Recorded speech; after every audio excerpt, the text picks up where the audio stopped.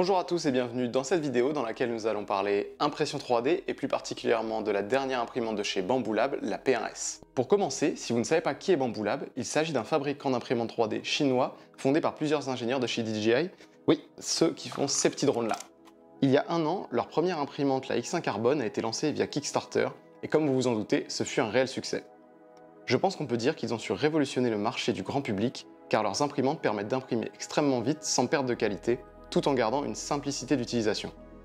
Pour vous donner une idée de la vitesse d'impression, ce petit benchy que j'ai juste là, il m'a fallu 26 minutes à peu près pour l'imprimer avec la Bambu Lab P1S, tandis qu'avec mon ancienne Elegoo Neptune 2S, il me fallait à peu près 2 heures pour l'imprimer. J'ai donc ici avec moi la toute dernière Bambu Lab P1S, en version combo, donc avec le système AMS juste sur le dessus. Si vous ne savez pas ce qu'est l'AMS, c'est un système qui permet de charger 4 bobines de filament et qui permet donc d'imprimer plusieurs couleurs, ou alors tout simplement de passer d'une bobine de filament à une autre lorsque la première est vide. Un autre des avantages de ce système est que vous allez pouvoir connecter jusqu'à 4 blocs AMS afin de relier jusqu'à 16 bobines de filament à la même machine. Maintenant vous devez vous demander qu'est-ce qu'apporte cette P1S par rapport aux autres imprimantes. Pour commencer, nous avons un boîtier complètement fermé comparativement à la P1P qui avait une architecture ouverte.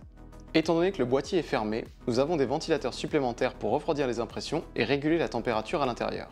Il y a également un filtre à charbon interchangeable pour filtrer l'air qui sera évacué de la machine. Celle-ci vient bien évidemment avec une caméra et un éclairage LED pour pouvoir surveiller vos impressions à distance, que ce soit via votre ordinateur ou via l'application Bambu ND.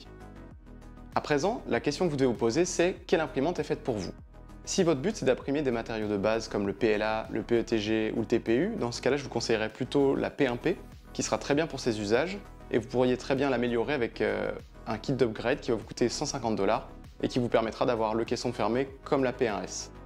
Si en revanche vous savez que vous avez l'intention d'imprimer de l'ABS, vous aurez forcément besoin d'un caisson fermé, donc là je vous conseille plutôt la P1S qui est proposée au tarif de 699 $, et à ce moment-là vous gagnerez 50 $ comparativement au prix de la P1P avec le kit d'amélioration de 150 $. Autre possibilité, c'est de partir sur la P1S en combo avec le système AMS qui est juste là, qu'on a pu voir tout à l'heure, qui va être au tarif de 949 $. Maintenant vous allez me dire, pourquoi pas la X1 Carbone? Elle est proposée au tarif de 1199 $ seule ou 1399 $ avec le système AMS. Heureusement, comparativement à la P1S et la P1P, elle apporte encore d'autres améliorations. Tout d'abord, elle propose un grand écran tactile de contrôle pour plus de confort. Elle a aussi un capteur LiDAR, ainsi qu'une buse et un extrudeur en acier trempé au lieu de l'acier classique sur les P1P et P1S.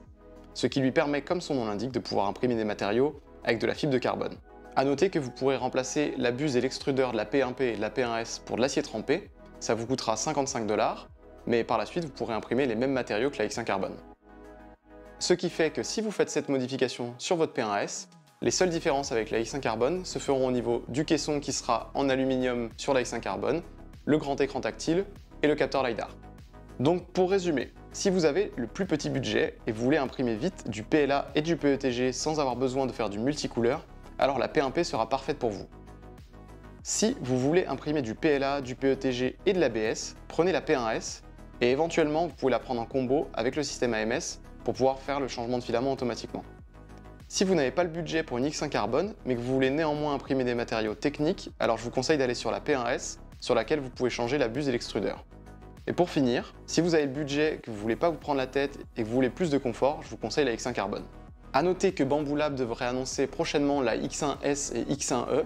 Pour le moment, on ne sait pas du tout à quoi s'attendre, mais on suppose un volume d'impression plus grand sur l'une des deux machines, à savoir qu'actuellement, le volume d'impression de la P1P, P1S et X1 Carbone reste le même, 256 par 256 par 256.